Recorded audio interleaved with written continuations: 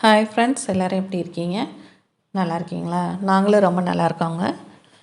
இது வந்து சண்டே அன்றைக்கி எடுத்த விளாக் தான். சண்டே வந்து மார்னிங்லேருந்து ஒரு ஆஃப்டர்நூன் வரைக்கும் என்ன ரொட்டீன் பார்த்தேன் அப்படின்னு சொல்லி தான் உங்கள்கிட்ட வீடியோவை நான் வந்து ஷேர் பண்ணியிருக்கேன். வீடியோ கடைசி வரைக்கும் பாருங்கள். பார்த்துட்டு பிடிச்சிருந்ததுன்னா கண்டிப்பாக ஒரு சின்னதாக ஒரு லைக் மட்டும் கொடுத்துருங்க.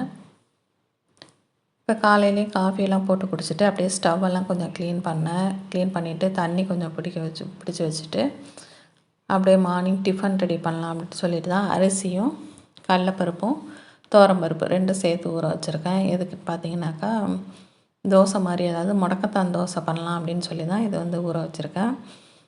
நேற்று ஈவினிங் பார்த்தீங்கன்னாக்கா முடக்கத்தான் கீரை நிறையா இருந்ததுன்னு வீட்டுக்கு பக்கத்துலேயே. அதனால் சரி அதை பறிச்சுட்டு வந்து அதை க்ளீன் பண்ணி எடுத்து வச்சுருக்கேன். கொஞ்சம் அதிகமாகவே தான் இருந்தது பார்க்குறதுக்கு. ஐயோ க்ளீன் பண்ண லேட் ஆகுமேன்னு தோணுச்சு. பட் இருந்தாலும் இது வந்து கிடைக்கிறதே ரொம்ப பெரிய விஷயமா இருக்குது. இப்போ நிறைய இடங்கள்ல இதெல்லாம் வந்து பணம் கொடுத்தா கூட கிடைக்க மாட்டேங்குது. ஸோ அப்படிங்கிறப்ப நமக்கு நேச்சுரலாக கிடைக்கும்போது நம்ம யூஸ் பண்ணுவோமே, வேஸ்ட் பண்ணக்கூடாது அப்படின்னு சொல்லி எல்லாத்தையும் க்ளீன் பண்ணி ஃப்ரிட்ஜில் எடுத்து வச்சுருந்தேன். இப்போ அதை தான் வந்து நான் இப்போ பிரேக்ஃபாஸ்ட்டுக்கு யூஸ் பண்ண போகிறேன். அதை நல்லா க்ளீன் பண்ணிவிட்டு நல்லா அலசிடணும். நல்லா 2-3 வாரம் அலசிட்டு மிக்ஸி ஜாரில் போட்டு சீரகம், கொஞ்சமாக மிளகு, ஒரு பச்சை மிளகாய் போட்டு அரைச்சிட்டு இப்போ நம்ம அரைக்கிற இந்த மாவோட மிக்ஸ் பண்ணி நம்ம அடையாகவும் ஊற்றிக்கலாம். இல்லைன்னா நம்ம நல்லா தண்ணியாக கரைச்சிட்டு தோசையாட்டவும் ஊற்றினா நல்லா வந்து கிறிஸ்பியாகவே இருக்கும். நம்ம பருப்பெல்லாம் சேர்த்துருக்கிறதுனால சாப்பிட்றதுக்கு நல்லா டேஸ்ட்டாகவுமே இருக்கும். உங்களுக்கு கிடச்சிதான்னு ட்ரை பண்ணி பாருங்கள். ஏன்னா முடக்கத்தான் வந்து இந்த மூட்டு வலி பிரச்சனை உள்ளவங்க, இல்லை வந்து நம்ம அது வராமல் பார்த்துக்கணும் அப்படின்னு சொன்னாக்கா இது கிடைக்கும்போது நம்ம சேர்த்துக்கலாம். இப்படி தோசையா அடையா நம்ம அப்படி செஞ்சு சாப்பிட்றத விட சில நேரங்களில் இதை நல்லா காய வச்சு பவுட்ரு ஆக்கிட்டு நம்ம இட்லி பொடி செய்கிறோம் பார்த்திங்களா, அதோடு வந்து கலந்துட்டோன்னா கூட நமக்கு இட்லி பொடியாக கூட நம்ம சேர்த்துட்டோம்னாலும் உடம்புக்கு நல்லது. இப்போ தோசைனா கூட நம்ம எப்போயாவது நம்ம அதை எல்லாம் ஃப்ரெஷ்ஷாக கிடச்சா தான் நம்மளால் ஊற்றி சாப்பிட முடியும். பட் அது போல் பொடியாக நம்ம நுணுக்கி வச்சிட்டோம்னாக்கா நம்ம எப்போ நமக்கு தேவைப்படும் போது சாப்பிட்டுக்கலாம். தோசை பார்க்குறதுக்கு நல்லா கலர்ஃபுல்லாக நல்லாவே வந்துருந்தது. அந்த இலை நல்லா ஃப்ரெஷ்ஷாக இருந்ததுனாலே நமக்கு இந்த கலர் நல்லா ரீட்டைன் ஆயிருந்தது. ஆனால் இது வந்து சட்னி கூட சாப்பிட்றத விட நார்மலாக சாப்பிட்டாலே டேஸ்ட் நல்லா இருந்துச்சு. நான் பருப்பெல்லாம் சேர்த்துருக்கிறதுனால டேஸ்ட் அப்படி நல்லா இருந்துச்சு. இப்போ காலைல சாப்பிட்டுட்டு கொஞ்சம் நேரம் ரெஸ்ட் எடுத்துகிட்டு அப்படியே இந்த செடியெல்லாம் எடுத்து உள்ளே வச்சுருந்தேன். பால்கனியில் வச்சுருந்தது தான். ஏன்னா பால்கனி கழுவி விட்டுருந்தேன் கொஞ்சம் காயட்டும் அப்படின்னு சொல்லி இதெல்லாம் உள்ளே இருந்தது. இது டேபிள் ரோஸ் வெரைட்டி. அதோட இங்கே பார்த்திங்கன்னா மிளகா விதை போட்டிருந்தேன். அது கொஞ்சம் முளைச்சி வந்திருக்குது.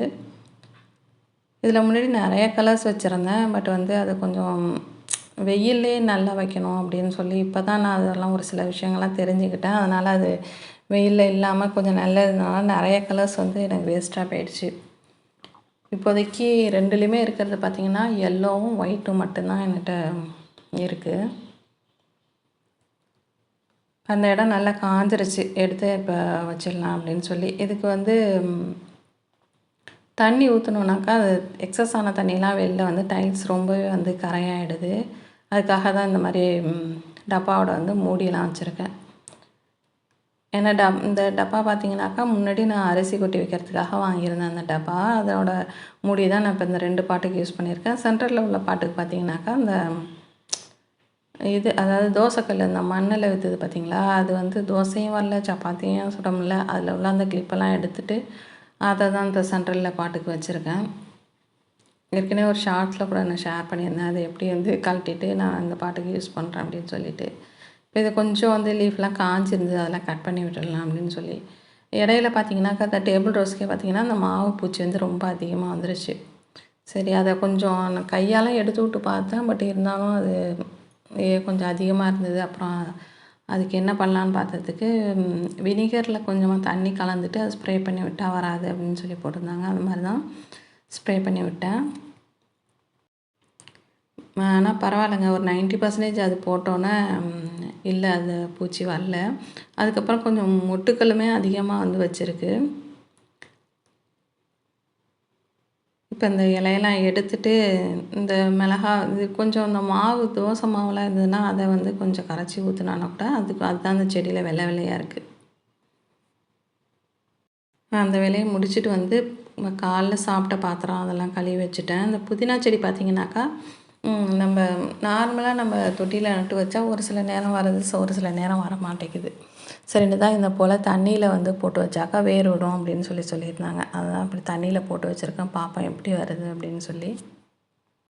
சரி, மதியம் லஞ்சு ரெடி பண்ணலான்னு வந்துட்டாங்க. லஞ்சு ரெடி பண்ணுறதுக்கு முன்னாடியே சாதம் வச்சுட்டேன்.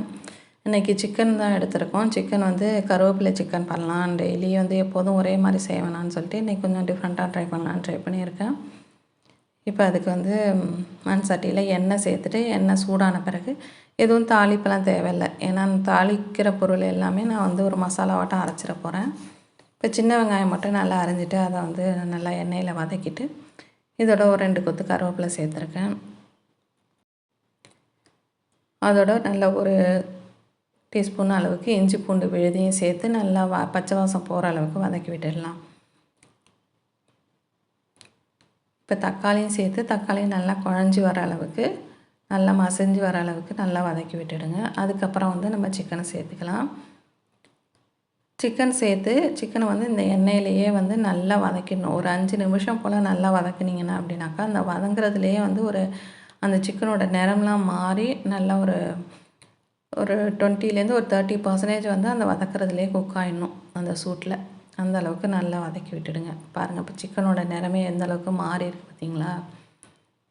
இப்போ இதோட நம்ம காரத்துக்கு மிளகாத்தூள் வந்து ஒரு 1½ ஸ்பூன் அளவுக்கு மிளகாத்தூள் சேர்த்துருக்கேன். அதோட மஞ்சத்தூள் மட்டும் சேர்த்துக்கிறேன்.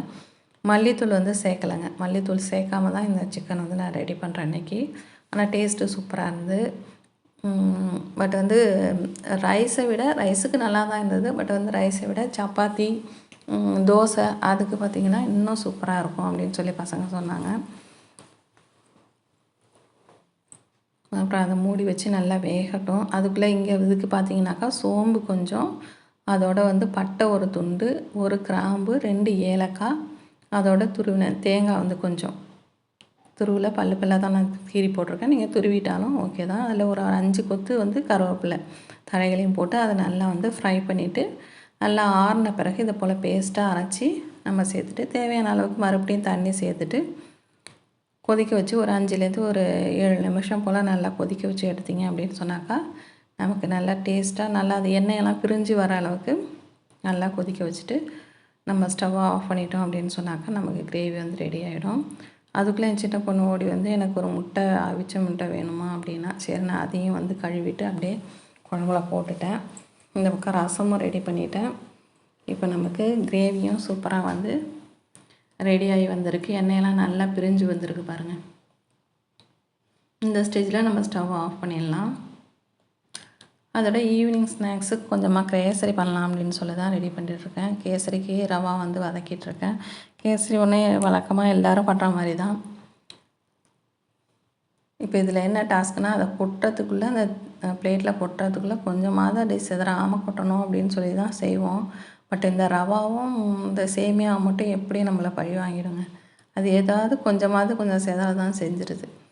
இப்போ பார்த்திங்கன்னா இதுக்கு ஃபுட் கலர் வந்து நான் இந்த ஆன்லைனில் வாங்க ஃபுட் கலர் தான் ஆட் பண்ணியிருந்தேன். பட் வந்து அது ரெட் கலர் தான் போட்டிருந்தது. பட் நம்ம போட்டிருக்க ட்ராப்ஸுக்கு ரெட் கலர் போட்டாலும் அது பிங்க் கலராக தான் வந்தது. பட் இதுக்கு மேலே அதிகமாகவும் போடக்கூடாது, அது அந்தளவுக்கு உடம்புக்கு நல்லதில்லை அப்படிங்கிறனால இதோடய நிறுத்திக்கிட்டேன். சரி பிங்க் கலராக இருந்தால் என்ன அப்படின்னு சொல்லி அதுக்குமே என் பொண்ணு பெரிய பொண்ணு வந்து ஏம்மா ஃபுட் கலர் சேர்த்திக்க, ஒயிட்டாகவே இருந்தால் என்ன அப்படின்னு வந்து கேட்டால், இல்லைப்பா கேசரினா கொஞ்சமாச்சும் கலராக இருக்கணுமே அப்படின்னு தான் சேர்த்தேன் அப்படின்னு சொல்லிவிட்டு அதையும் மிக்ஸ் பண்ணி நல்லா முந்திரியெல்லாம் வறுத்து போட்டு இப்போ ஸ்நாக்ஸ் ரெடி ஆகிடுச்சிங்க. இப்படி தான் எனக்கு வந்து சண்டே வந்து போனது.